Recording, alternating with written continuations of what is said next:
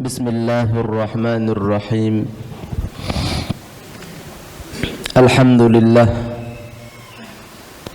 Alhamdulillahilladzi hadana li hadza wa ma kunna linahtadiya laula an hadana Allah.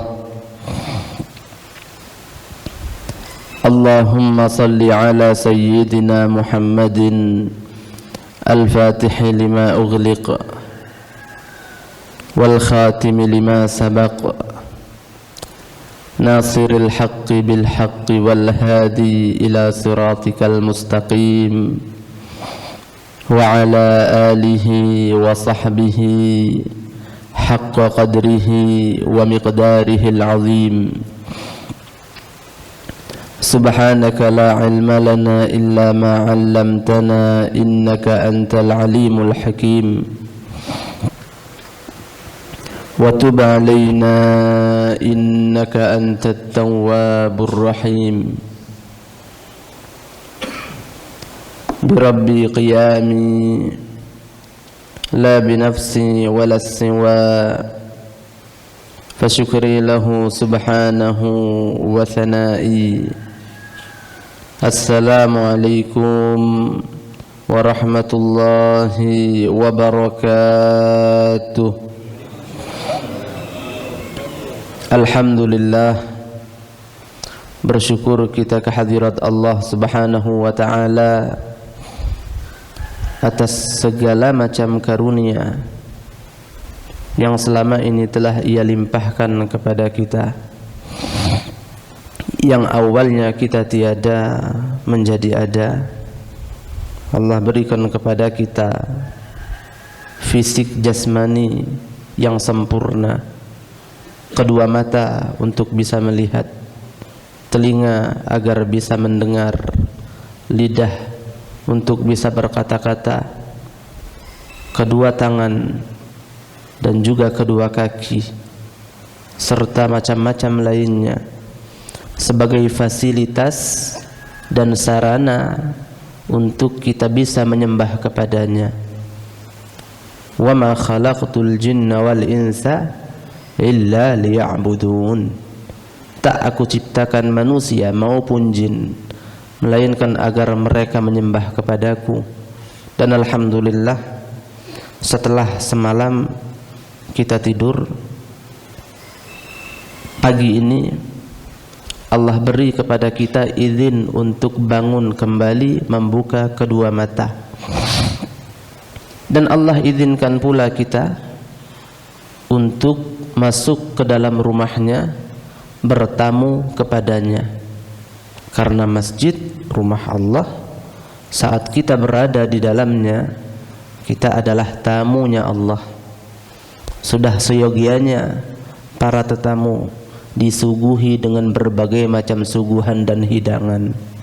Bedanya Pak, Bu, kalau kita datangnya ke rumah orang, kita bertamu ke rumah manusia, maka yang akan disuguhkan kepada kita adalah hidangan jasmani.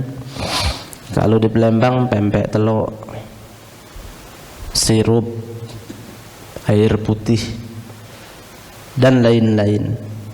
Tapi kalau kita bertamunya kepada Allah, maka Allah akan suguhkan kepada kita hidangan-hidangan rohani. Apa itu? Ya salat yang kita lakukan tadi, itulah hidangan yang Allah suguhkan kepada kita. Saat kita masuk, kita berniat i'tikaf, itu pun adalah suguhan Allah untuk kita. Itu cara Allah memuliakan kita, para tetamunya. Doa yang sempat kita panjatkan, itu pun adalah suguhan dari Allah, karena yang mengizinkan Allah. Kalau Allah tak izinkan, jangankan mau sholat berjamaah, jangankan mau beriktikaf di masjid, masuk saja tak bisa. Atau mungkin Allah kasih masuk tapi tak bisa sholat. Bisa kalau Allah mau lakukan itu, tapi tidak. Allah gerakkan kita dari rumah ke sini dengan mudah, alhamdulillah. Di saat orang-orang lain sepertinya sulit untuk melakukan apa yang kita lakukan, Allah jadikan kita mudah melakukannya. Macam-macam ibadah kita lakukan, alhamdulillah. Sampai saat ini sholat fardu sudah, Sholat sunnah juga mungkin sebagian besar tadi lakukan sholat sunnah fajar. Setelah itu berzikir bersama, berdoa bersama. Sekarang masih kita tak beranjak dari rumah Allah ini, lanjutkan kajian ilmu agama. Ini semua hidangan dari Allah. Tinggal kira-kira kita bisa menikmatinya atau tidak. Nah itu Pak PR gitu. Kalau santapan jasmani itu yang penting jasmani kita sehat, makannya nikmat. Kalau orang sakit, makanan seenak apapun di mulutnya hambar. Maka santapan rohani pun begitu. Kalau rohaninya kita sakit, rohaninya kita sedang tidak sehat, maka hidangan-hidangan rohani yang tadi kita sebutkan itu hambar, tidak ada rasanya. Sholat fisiknya saja yang sholat, tapi nikmat di dalam hati tidak ada. Pelintir tasbih, berzikir, sebut-sebut nama Allah lidahnya, tapi hatinya tak bergetar sedikit pun. Nah, makanya kalau kita rohaninya sehat, dalam artian kita punya iman, Allah sebut di dalam surah Ar-Ra'd, alladzina amanu wa tatma'innu qulubuhum bidzikrillah. Mereka orang-orang yang beriman bisa merasakan ketenangan jiwa di saat ingat Allah.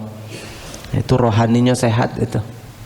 Nah, kalau berzikir ada getaran di dalam hatinya, merasa ketentraman, merasakan nyaman, merasa teduh.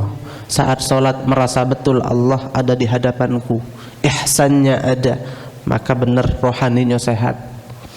Nah, mudah-mudahan Allah Subhanahu wa taala berikan kepada kita rohani yang selalu sehat sampai kapanpun, bahkan sampai ajal menjemput. Amin, Allahumma amin. Bapak-bapak yang dimuliakan oleh Allah Subhanahu wa taala, dak afdal Pak rasanya dak kenalan Saya ini baru sekali inilah masuk masjid ini. Masya Allah, masjidnya bagus, belum lagi di dinding-dindingnya, di tiang-tiangnya, bahkan sekatnya. Tidak nyadar lah sudah duduk sini ya salam juga gitu. Sekatnya lagi Al-Quran. Iya, kaligrafi Al-Quran luar biasa. Nah, jadi saya punya nama Rizki Al-Habsyi, wong Palembang. Dulu belajarnya di Palembang nih lah, 2003 sampai 2012. Terus ngabdi lagi ngajar 2 tahun sampai 2014. Terus lanjut lagi belajar ke Yaman dari 2014 sampai 2018. Terus sampai saat ini pulang dari Yaman, lanjut ikut ngurus pesantren yang dulu kita belajar di situ. Sudah jalan 5 tahun. Sama istri juga alhamdulillah, dak bujang Pak. Iya, sudah berkeluarga alhamdulillah. Udah jalan 5 tahun. Mudah-mudahan doakan supaya langgang terus Pak. Amin ya rabbal alamin. Ngomong-ngomong bapak-bapak dan ibu-ibu, kira-kira mungkin baru 1,5 bulan yang lalu kita ditinggalkan oleh bulan suci Ramadan. Saat Ramadan tiba, porsi ibadah kita tambah, tadarrusannya tambah banyak, salat sunnah tarawih setiap malam dilakukan, sedekah harian mungkin juga kita tingkatkan, kita tambah ibadah, macam-macam ibadah. Alhamdulillah, itu adalah bentuk pendekatan diri kita kepada Allah untuk menjalin hablum minallah, untuk menjalin hubungan baik antara kita dan Allah. Berlalu itu Ramadan, maka membaiklah hablum minallahnya kita. Kemudian Allah beri lagi setelahnya momen lebaran, minal aidin wal faizin. Itulah momen kita bermaaf-maafan.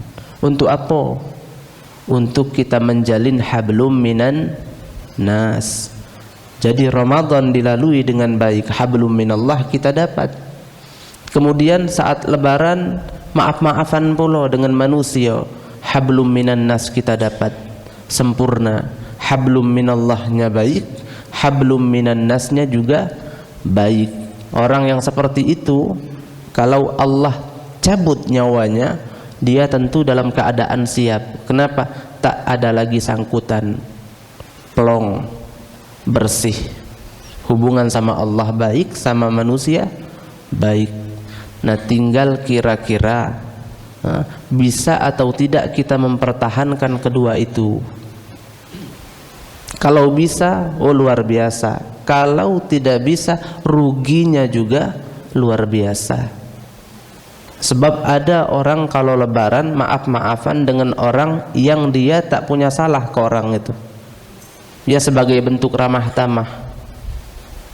Tapi orang yang dia punya salah kepada orang itu, atau orang itu punya salah ke dia, tidak dimulainya. Atau mungkin ngucap minal aidin wal faizin tapi tidak dari hati, mulut baik. Nah, itu ngejalani lebarannya tidak maksimal. Yang seperti itu adalah orang yang tentu akan merugi, sayang sekali. Kalau momen lebaran saja gagal untuk memperbaiki hubungan ini orang dengan orang lain, apalagi hari-hari lain. Karena lebaran itu adalah momen untuk maaf-maafan. Tapi yang pasti bukan cuma lebaran baik. Kapanpun kalau kita punya masalah kepada siapapun, ya kita minta maaf atau orang itu yang minta maaf. Lebih afdal kalau kita dulu yang memulai untuk meminta maaf. Nah, jadi intinya dari momen lebaran ini juga ya seakan-akan Allah mengajarkan kepada kita untuk menjadi orang yang mudah memaafkan dan juga mudah untuk meminta maaf. Nah, rasa maaf ini perlu kita latih. Kenapa? Karena kalau kita gampang dan mudah memaafkan, artinya kita punya hati bersih. Kalau kita punya hati bersih, tidak mau simpan dendam, tidak mau simpan rasa benci, tak mau simpan iri hati, itu tanda hati kita bersih. Dan itulah ciri khas penghuni surga, kata Allah. Sehingga di dalam Al-Quran Allah jelaskan, wa naza'na ma fi sudurihim min ghil. Para penghuni surga itu adalah orang-orang yang sudah kami cabut dari hati mereka rasa benci terhadap sesama. Artinya kalau kita masih galak nyimpen benci ke orang lain, nah, itu cepat-cepat dibereskan. Kenapa? Penghuni surga tidak seperti itu, kata Allah. Surga itu terlalu suci untuk dikotori oleh orang-orang yang hatinya suka membenci. Jadi kalau orang suka benci orang lain, tempatnya bukan surga. Kita tinggal di komplek elit, luar biasa, rumah mewah, misal tetangga-tetangga kita pun begitu, fasilitasnya lengkap, tapi orang di dalamnya musuh-musuhan, tidak nikmat. Mana ada enaknya? Mewahlah rumah kita, kalau ternyata tetangga yang ada di sebelah kita musuhi, atau dia memusuhi kita, hilang enaknya, hilang mewahnya. Dan orang kalau punya musuh itu dunianya sempit, tidak enak. Pengen kondangan, terpikir aduh dak dia tuh diundang juga beda. Kalau diundang juga langkah malesnya, nak kondangan ketemu dia. Pengen ke masjid teringat datang dak dia nih maghrib ini ke masjid, malesnya nak ke masjid kalau ada dia. Jadi tidak ada nikmatnya. Di dunia saja begitu, di akhirat akan lebih sengsara. Jadi ciri khas penghuni surga itu adalah punya hati yang bersih. Makanya Rasulullah dalam hadis pernah terangkan, inna abdala ummati la yadkhuluna al-jannata bikathratis salati walas siyam walakin yadkhulunaha bisalamatis sudur wa sakhawatin nufus warahmah bikulli muslim. Sesungguhnya para wali abdal dari golongan umatku, mereka itu tidak masuk surga karena mereka banyak sholat, karena mereka banyak puasa. Wali abdal itu Pak jumlahnya cuman ada 70, tidak bakal lebih, tidak bakal kurang. 40-nya di negeri Syam, kata Al-Imamul Ghazali. 30-nya lagi tersebar di belahan dunia lain, cuman 70. Tidak bakal lebih, tidak bakal kurang. Ada satu wafat langsung ganti yang lain. Mereka adalah orang-orang hebat, orang-orang dekatnya Allah. Mereka itu saja, kata Nabi Muhammad, nanti masuk surganya bukan karena amal ibadah mereka, walaupun mereka ibadahnya hebat, Tapi kata Nabi, mereka masuk surga karena 3 hal. Tapi yang akan kita angkat adalah yang pertama saja Nabi sebutkan dalam hadis ini. Apa? Bisalamatis sudur. Mereka akan masuk surga karena mereka punya hati bersih, tidak benci kepada sesama, mudah memaafkan, tak pernah iri hati. Dan kalau ibadah, mereka tak mau dipuji oleh orang lain, tujuannya hanya Allah, hatinya selamat dari penyakit hati.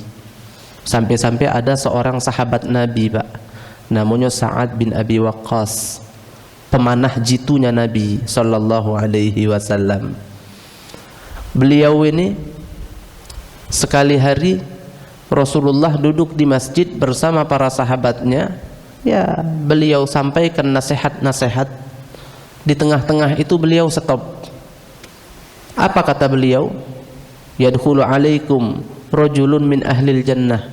Sebentar lagi akan ada calon penghuni surga masuk ke masjid ini dari pintu itu. Ternyata masuk seorang laki-laki dengan jenggot basah setelah wudhu, mendekap kedua sandal yang dia punya, masuk ke masjid, sholat. Siapa itu? Sa'ad bin Abi Waqqas. Wah, kata para sahabat, luar biasa ini Sa'ad bin Abi Waqqas, hebat sekali, bisa langsung dapat klaim surga dari Nabi Muhammad padahal beliau masih hidup. Ternyata besok ini kejadian terulang lagi 2 kali, tambah salut para sahabat. Terus hari ketiga terjadi lagi, Nabi duduk bersama para sahabat memberikan nasihat, terus Nabi bilang seperti yang kemarin itu lagi. Sa'ad bin Abi Waqqas lagi masuk, subhanallah, 3 kali berturut-turut. Sampai akhirnya sebagian sahabat penasaran, apa kira-kira resepnya ini, amalannya apa, aku pengen nak juga masuk surga, dapat jaminan dari Nabi lagi. Dicari-cari, ditanya-tanya, ternyata Sa'ad bin Abi Waqqas bilang apa? Salatku sama seperti salat kalian, baca Quranku juga sama, tahajudku ya sekedarnya, sedekah tak juga banyak, puasaku ya tidak terlalu sering, biasa. Tapi mungkin ada amal ibadah yang tak bisa dilihat. Aku lakukan itu setiap hari. Nah, apa? Kata sahabat yang bertanya, setiap sebelum tidur aku berniat di dalam hati untuk memaafkan semua orang yang telah berbuat salah kepadaku di hari itu. Mau aku mengetahuinya atau aku tidak tahu, orang itu sengaja melakukannya atau dia tidak sengaja, pokoknya kulapangkan dadaku setiap sebelum tidur, ya Allah, siapa yang salah dengan aku hari ini, baik di depanku atau di belakangku, maafkan dia ya Allah, aku maafkan dia juga.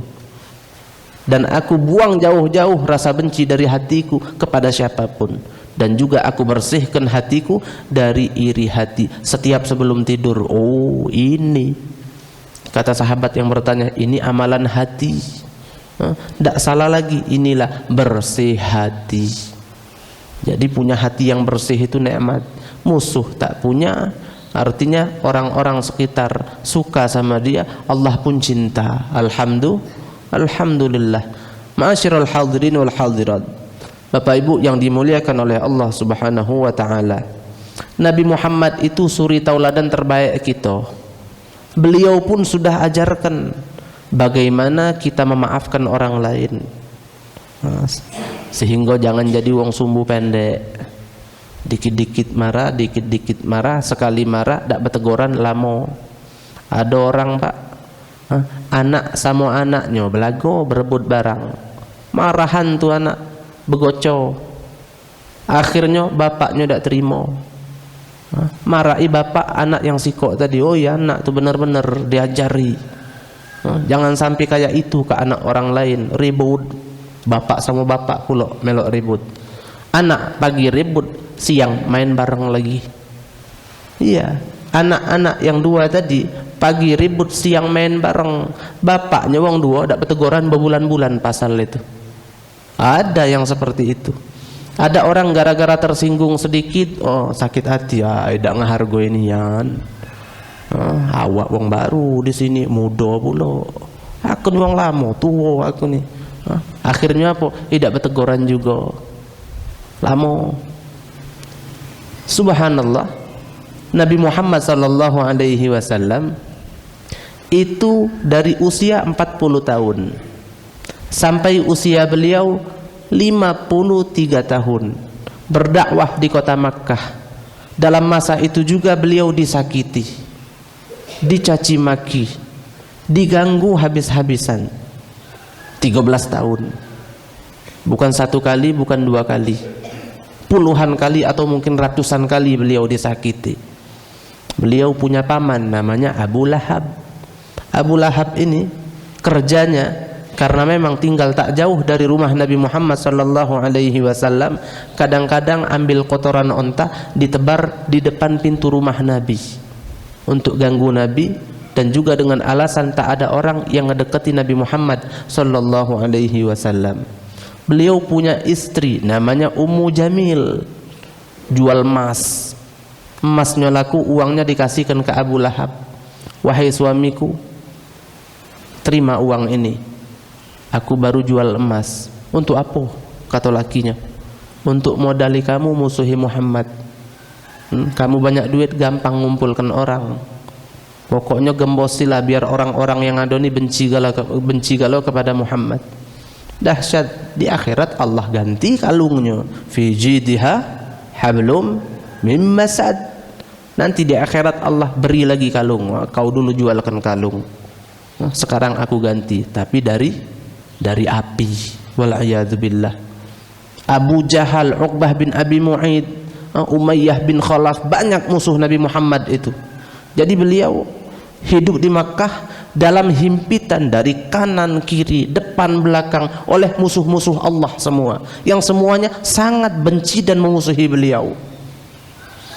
Pernah suatu hari beliau sedang ibadah di depan Ka'bah, tiba-tiba datang Uqbah bin Abi Mu'aid bawa rombongan. Uqbah ini bawa selendang, Pak. Dililitkan ke leher Nabi, dijiratnya. Tak ada yang berani tolong Nabi. Abu Bakar Siddiq dari jauh lari. Dia tepis pundak Uqbah agar lilitan leher Nabi itu terlepas. Ataqtuluna rajulan ayyaqula rabbi Allah. Apakah kalian ini ingin membunuh seorang laki-laki yang mengakui Allah adalah Tuhannya? Abu Bakar Siddiq pula dipukul pakai sendal kayu, terompak, tepok. Darah wajah beliau, jatuh pingsan. Orang bilang Abu Bakar tewas. Parah. Kalau Nabi Muhammad itu orang biasa, saat itu mungkin beliau sudah sekarat.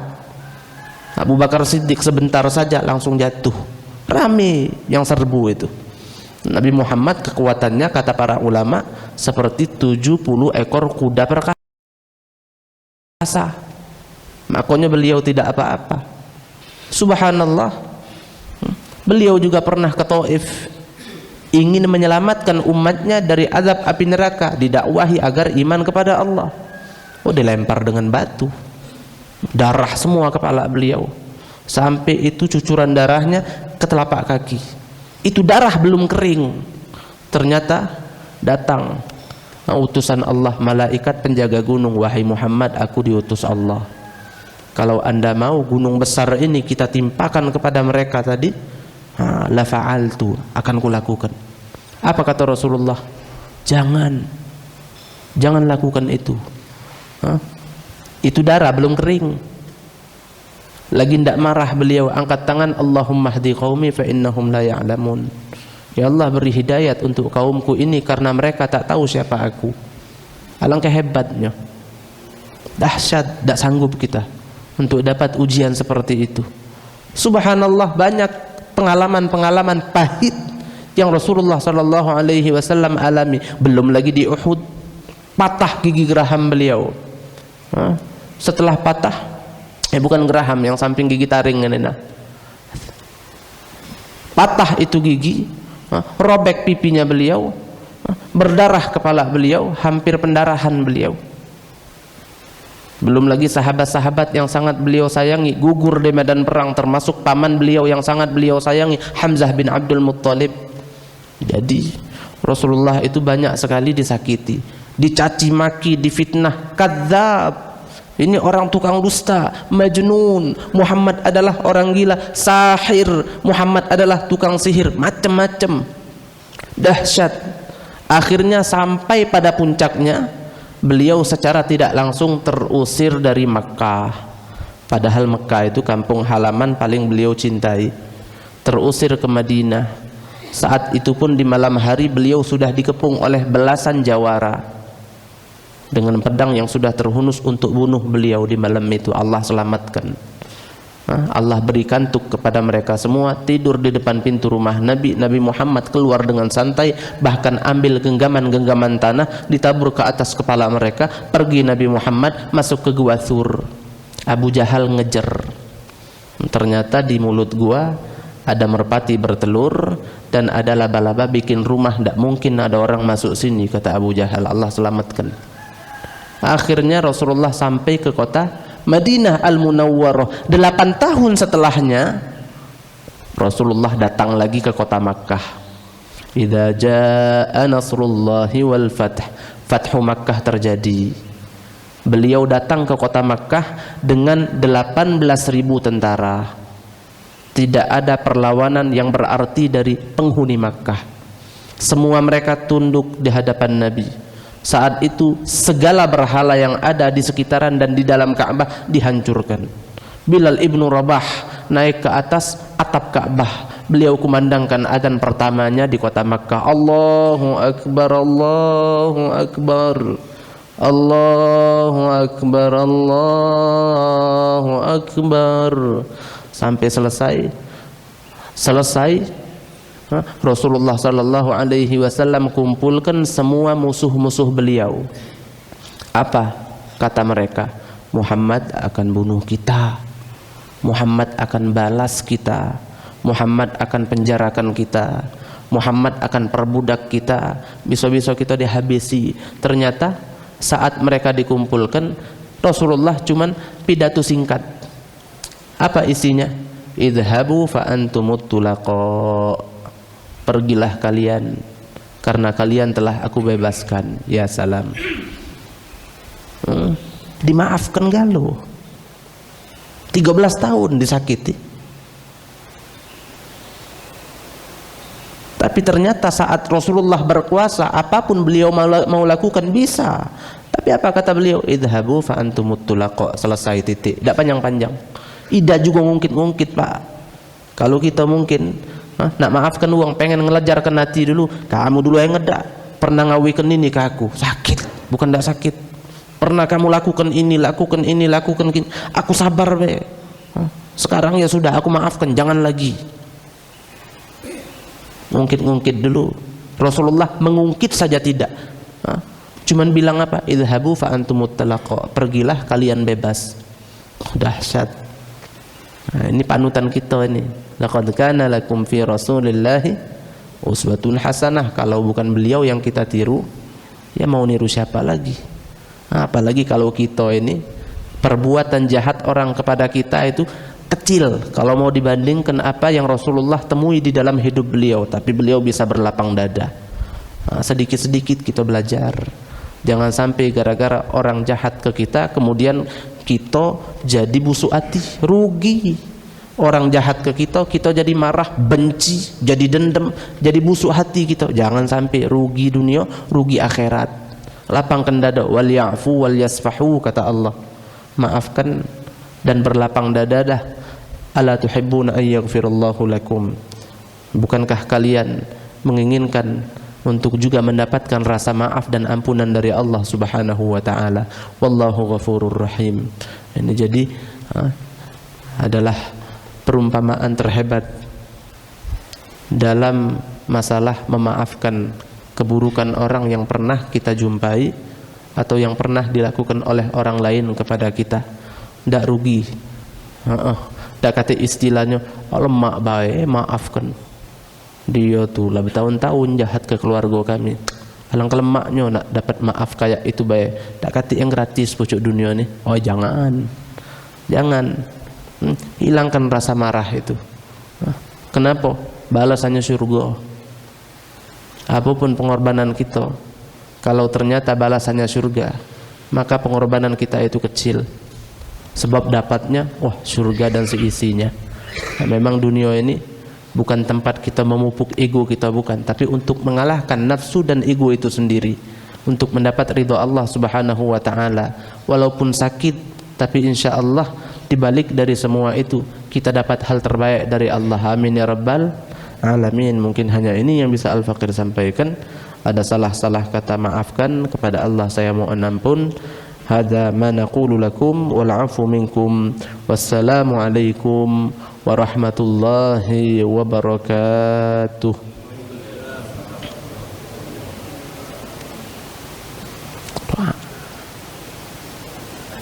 Oh, oke.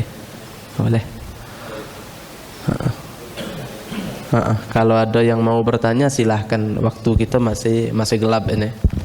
Kalau ada sebagian hadirin atau mungkin ibu-ibu yang mau menyampaikan pertanyaan, dipersilahkan. Aduh.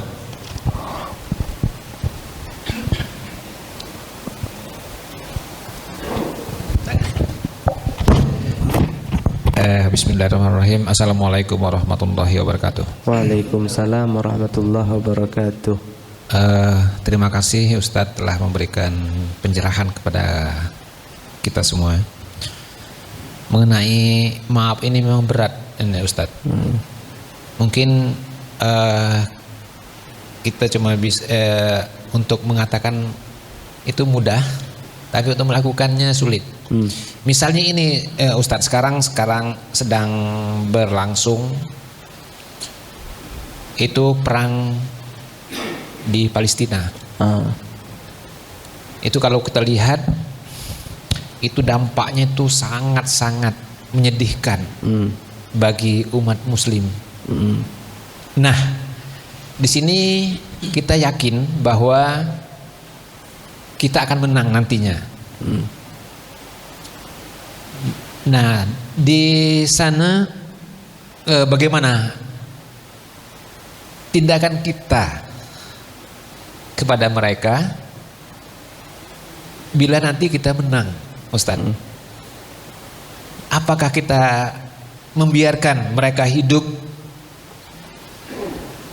seenaknya, kita maafkan gitu, atau bagaimana Ustadz? Terima kasih. Wassalamualaikum warahmatullahi wabarakatuh. Waalaikumsalam warahmatullahi wabarakatuh. Terima kasih Bapak pertanyaannya. Nah, jadi di awal beliau ngomong kalau bahas memaafkan itu gampang. Nah, di lidah memang mudah, tapi dalam praktek berat. Betul. Terlebih lagi beliau tadi ucap masalah konflik yang ada, kezaliman yang terjadi terhadap banyak saudara kita yang ada di Palestina. Kalau ternyata nanti kita menang, dan itu janji Allah, betul Pak, pasti kita menang. Bagaimana ketika itu nanti sikap kita kepada mereka? Ini sudah terjadi di zaman Nabi yang serupa seperti ini. Ada seorang laki-laki namanya Wahsy. Wahsy ini adalah yang membunuh paman Nabi Muhammad sallallahu alaihi wasallam, yaitu Hamzah bin Abdul Muttalib, sebagai pembela Nabi Muhammad ketika Islam terpuruk. Ini Hamzah bin Abdul Muttalib, artinya orang yang sangat berjasa ini. Belum lagi ya paman Nabi sendiri ternyata dibunuh Wahsy di peperangan Uhud. Setelah ditombak dari jauh, setelahnya beliau dihabisi lagi. Ditusuk-tusuk pakai pedang, ditusuk-tusuk pakai tombak, disayat-sayat dengan senjata sampai 70 atau 80 sayatan pedang dan tusukan tombak di tubuh beliau. Belum lagi anak-anak panah yang menempel di badan. Setelah itu bagian dada juga ternyata dibedel. Untuk apa? Untuk ambil jantungnya. Jantung pun diambil, digigit-gigit lagi. Sangat menyakitkan. Iya, seperti yang terjadi sekarang di Palestina. Nah, ketika itu tindakan Nabi apa? Itulah yang akan kita lakukan. Alhamdulillah, semuanya sudah ada contoh dari Nabi. Ketika itu terjadi, apa kata Allah? Ada Pak di dalam surah An-Nahl. Wa in aqabtum fa'aqibu bimithli ma uqibtum bih. Kalau kalian mau balas, maka boleh balas yang setimpal. Jangan lebih. Kalau mau balas, balas kata Allah. Tapi yang setimpal. Tidak apa-apa, balas. Tapi ada lanjutannya ayat ini. Wala in sabartum lahuwa khairul lissabirin. Tapi kalau mau bersabar itu lebih baik. Iya. Mau balas boleh. Tapi kalau mau bersabar itu lebih baik. Kemudian yang dilakukan oleh Nabi Muhammad kepada Wahsy apa? Ternyata Wahsy masuk Islam. Karena Wahsy masuk Islam, sudah tak boleh lagi kita ganggu dia. Untuk membalas kejahatan yang dulu pernah dilakukan, tak boleh lagi. Kenapa? Sudah Muslim. Tapi Rasulullah Sallallahu Alaihi Wasallam saking sakit hati kepada Wahsy ini, kata Nabi apa? Islammu aku terima, Islammu juga Allah terima. Tapi tolong, kata Nabi, jangan lagi kau nampakkan wajahmu di hadapanku. Bukan karena apa? Aku takut teringat kepada pamanku, sedih. Aku tidak mau nginget-nginget lagi masa kelam itu. Tolong jangan nampakkan wajah di hadapanku. Itu kata Rasulullah. Jadi intinya, kalau kemudian saat kita menang, sebagian dari Israel dan Yahudi itu masuk Islam, ya sudah, mereka Muslim. Yang tidak masuk Islam, ya ayat tadi berlaku, mau balas silahkan. Tapi kalau mau bersabar, itu lebih baik. Itu dia Pak, kira-kira. Cuman terus terang kita pribadi gerem, caknya nak males tuh lah Pak. Iya, caknya nak males tuh lah. Jadi seperti itu, wallahu a'lam. Terima kasih Bapak pertanyaannya. Jazakumullah khair.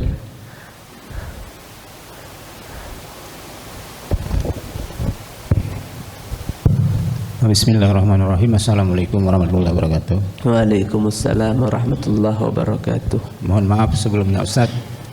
Nah ini apakah boleh kita seperti Nabi tadi Pak Ustaz? Misalnya siapa tadi dia sudah masuk Islam, lalu Nabi bilang kamu pergi, kan begitu. Nah misalnya kita mengalami hal seperti itu. Misalnya kita ada yang membenci kita atau memusuhi kita. Lalu dia datang minta maaf dengan kita, lalu kita maafkan, tapi dengan catatan ya sudah, saya maafkan kamu, tapi jangan lagi aku melihat kamu di sini. Nah itu bagaimana Ustaz? Ya. Terima kasih. Jadi kadang-kadang memang kejahatan orang itu susah sekali untuk kita maafkan. Sampai akhirnya kita memaksakan diri, ya sudah aku maafkan kamu. Tapi karena sakit hati tadi dalam jeru, akhirnya ada syarat seperti apa yang disampaikan Nabi kepada Wahsy, aku maafkan kamu, tapi tolong angkat kaki dari sini. Boleh tak? Boleh. Tak apa-apa Pak. Iya. Bukan karena kita tidak maafkan, masalah maafkan atau tidak, sudah kita maafkan, lapang dado kita, aku maafkan, dan punya niatan sampai akhirat tidak bakal kutuntut lagi dia. Itu arti memaafkan itu. Kita lapangkan dada kita untuk tidak ada niatan sedikit pun untuk membalas dan untuk meminta pertanggungjawaban di dunia dan juga di akhirat. Plong sudah, kosong-kosong taruh kelak. Aku lupakan, tapi luka lama tuh masih ada kadang-kadang. Sehingga ini membuat kita sepertinya masih berat ingin ketemu itu orang sering-sering. Boleh tak kita lakukan tindakan seperti Nabi tadi? Maka jawabannya tidak apa-apa. Sebab ucapan itu bukan sebagai apa? Tanda kita bermusuhan lagi sama dia, tidak. Kamu tuh kalau kayak itu berarti tidak tulus, maafkan. Tidak seperti itu.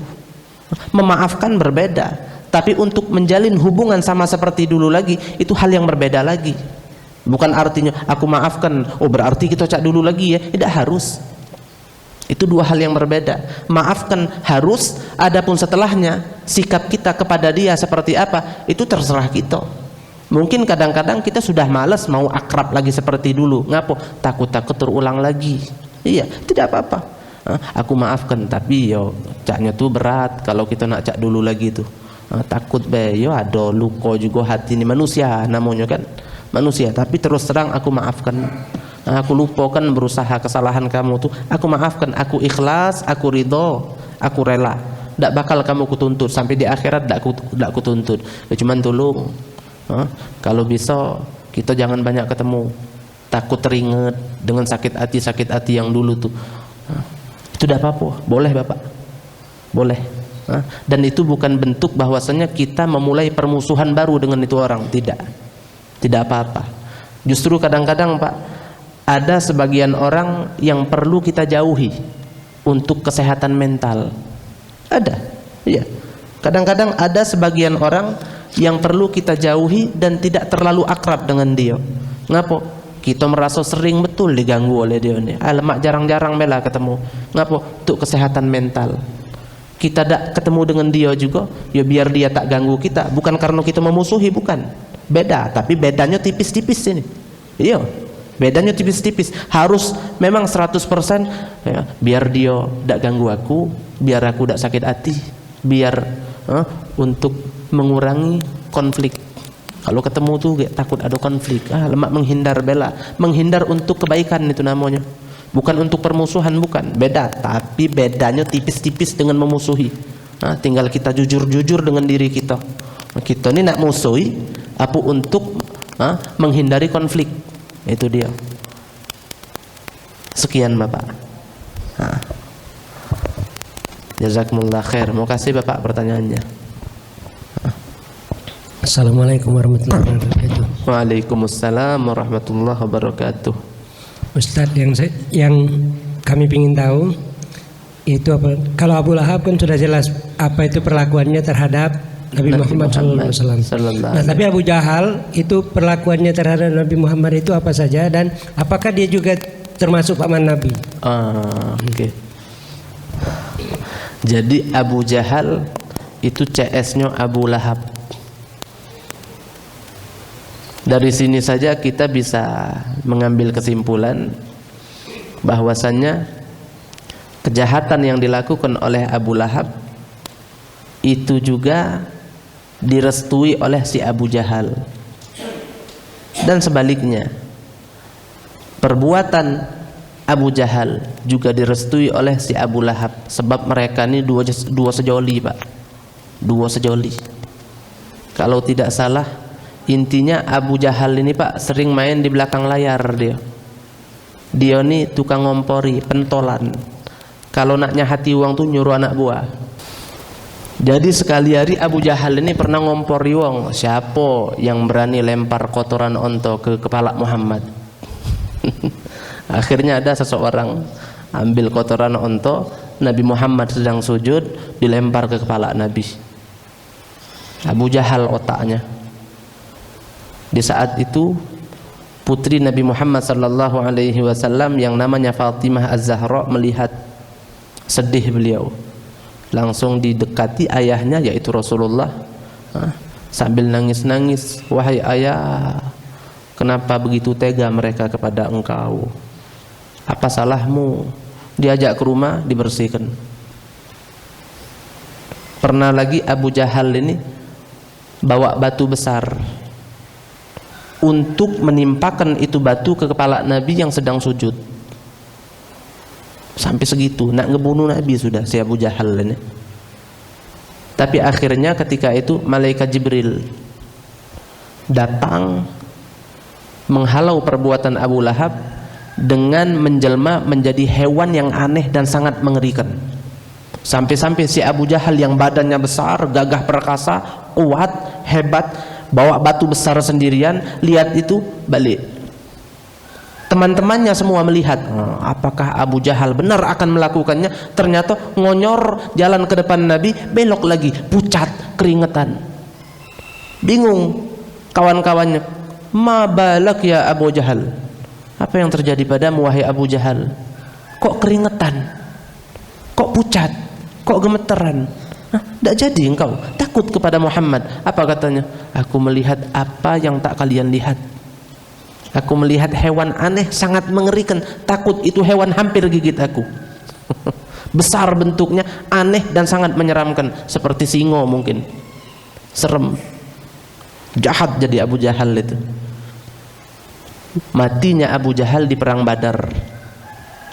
Saat dia sudah sempoyongan, jatuh dia ke tanah. Abdullah bin Mas'ud, sahabat Nabi Muhammad, badannya kecil, Kalau bahasa kita cebol. Kecil Abdullah bin Mas'ud ini. Lihat Abu Jahal sempoyongan dijatuhkeunyo ke tanah, baring akhirnya dinaikinyo dadonyo. Apa kata Abu Jahal? Wahai Abdullah bin Mas'ud, kalau mau potong leherku, potong dari bawah, jangan dari pangkal. Jangan dari atas, dari bawah leher.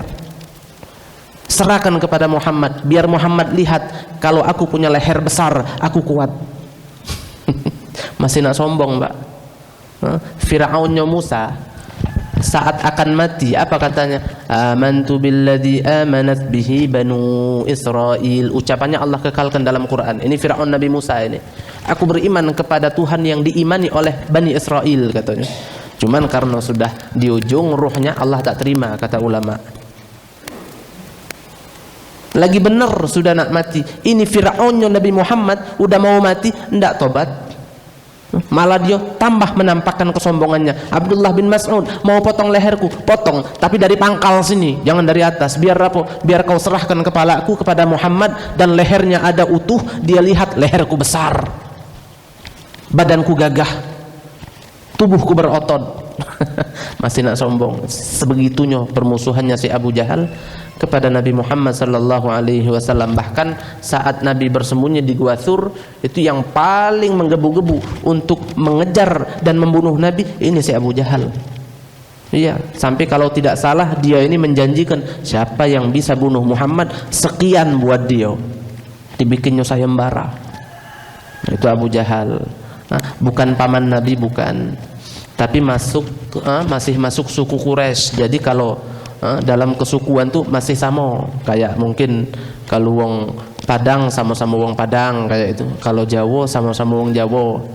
Dalam ras Jawa itu kan ada suku-sukunya lagi. Kalau orang Batak kan ada ras-rasnya lagi kan, ada apa, banyak macam-macam kan suku-suku yang ada di ras Padang itu. Nah ini sama-sama Quraisy. Abu Jahal orang Quraisy juga. Sebenarnya kalau ditelusuri naik ke atas, kakeknya ketemu nasabnya. Tapi bukan paman Nabi secara langsung, bukan saudara ayah dan juga bukan saudara ibunya beliau. Wallahu a'lam. Sekian Bapak. Dengan berakhir tadi pertanyaan, maka berakhir pula kajian kita di pagi ini. Mari kita tutup bersama kajian kita dengan doa. A'udzubillahi minasyaitonirrajim. Bismillahirrahmanirrahim. Alhamdulillahi rabbil alamin. Allahumma salli wa sallim ala sayyidina Muhammad wa ala ali sayyidina Muhammad. Allahumma ij'al jam'ana hadha jam'an marhuma wa tafarruqana min ba'dihi tafarruqan ma'suma. اللهم اجعل جمعنا هذا جمعا مرحوما وتفرقنا من بعده تفرقا معصوما. اللهم اجعل جمعنا هذا جمعا مرحوما وتفرقنا من بعده تفرقا معصوما. ولا تجعل فينا ولا معنا ولا حوالينا شقيا ولا مطرودا ولا محروما. ربنا اغفر لنا ولإخواننا الذين سبقونا بالإيمان ولا تجعل في قلوبنا غلا للذين آمنوا ربنا إنك رؤوف رحيم. ربنا هب لنا من أزواجنا وذرياتنا قرة أعين واجعلنا للمتقين إماما. اللهم بارك لنا في ذرياتنا ولا تضرهم ووفقنا ووفقهم لطاعتك وارزقنا برهم. ربنا اغفر لنا ولوالدينا ولمشايخنا ولأساتذتنا وارحمهم كما ربونا صغارا. ربنا آتنا في الدنيا حسنة وفي الآخرة حسنة وقنا عذاب النار وصلى الله على سيدنا محمد وعلى آله وصحبه وسلم والحمد لله رب العالمين. السلام عليكم ورحمة الله وبركاته.